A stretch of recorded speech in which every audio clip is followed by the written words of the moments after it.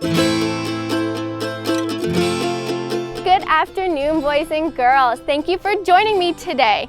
Today I'm gonna make you no-bake Play-Doh, and you can join with me at home. So for this activity, you're gonna need 2 cups of flour. I have flour here. You'll need 1 cup of salt, a little bit of oil. I did 2 tablespoons. Sometimes you don't need all of it. It depends what your dough feels like. And I brought some food coloring. You can make it whatever color you want.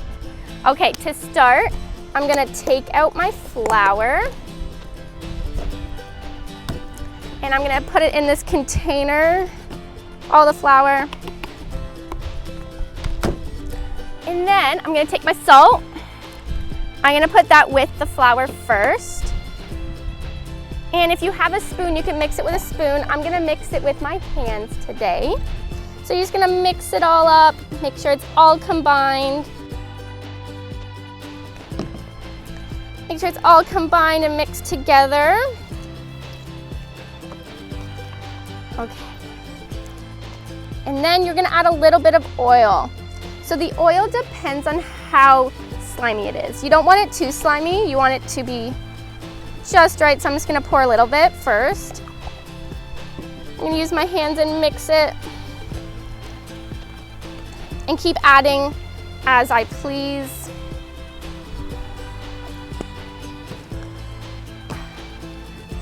And this one's no bake, so you don't even have to put it in the oven.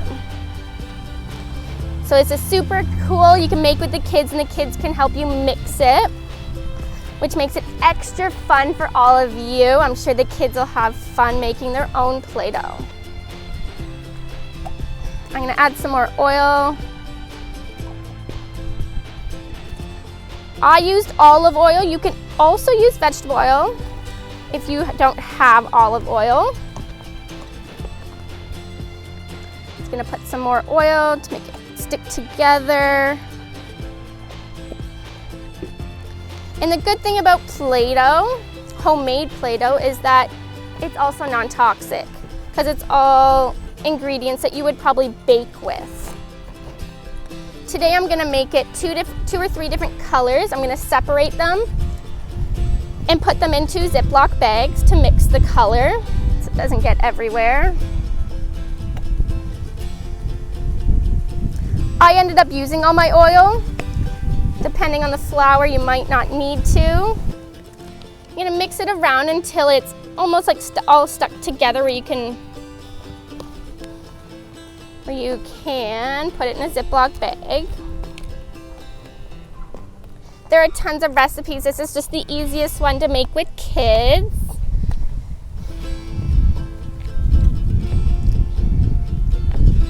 And I'm just gonna take some Ziploc bags and I'm gonna portion. You can portion any size you want. Mine made a fair size of Play-Doh. So I'm gonna put a bit in this one.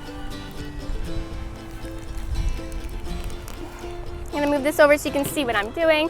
So you're gonna take your food coloring. I'm gonna start with green food coloring. You don't need a lot of the drops, just a few. I did 2. If you have to add more and make it a darker green or a lighter green, you can add more. And then in the bag you can mix the color so it turns green.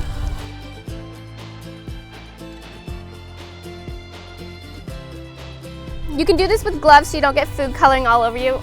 I chose to have tie-dyed hands today, but you can also use gloves. It'll come off with soap and water eventually if you do get it on your hands.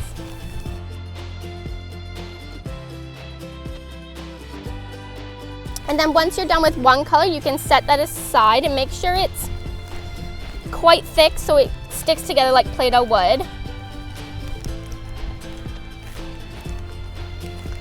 And then once you're done kneading the color in, you can just set that color aside. And then start your next color. I'm gonna make one big batch of one color. I'm going to do red. Red turns out really bright. So it's always a good color to use. So I'm gonna put a few drops in here just because it's a big batch. And then I'm gonna mix it all together with my hands.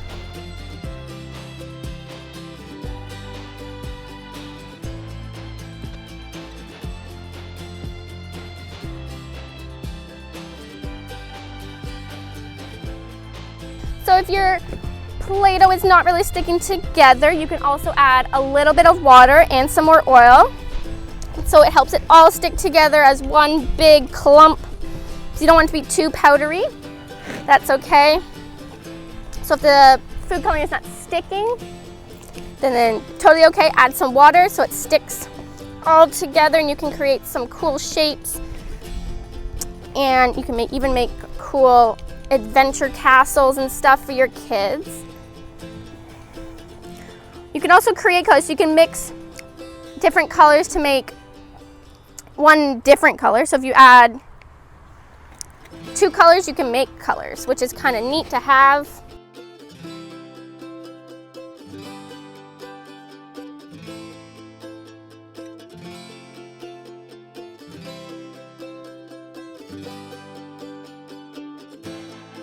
Also, if you're gonna make a big batch, make sure you do all separate batches. If you double the batch, it usually does not work out as good as if you were to make different batches. So if you wanted like 6 batches, I would do 6 completely different batches of the mixture, so it comes out the best it can be. I added water, so it's getting a little bit stickier now. That's gonna stick all together. It's all sticking to my hands. You don't even have to put food coloring in. If you just want white Play-Doh, that's totally okay. As you can see, it's becoming really sticky, which is what we want. And once you've kneaded it all together, you should have one really big clump of really cool, non-toxic Play-Doh. When you make it, I'd love to see your pictures of what you created and what colors you came up with, so you can email us all your creations that you make with me. All right, thank you for joining me this afternoon to make No Bake Play-Doh. I hope you registered for virtual camp and we can't wait to see you the rest of the summer. Take care, guys.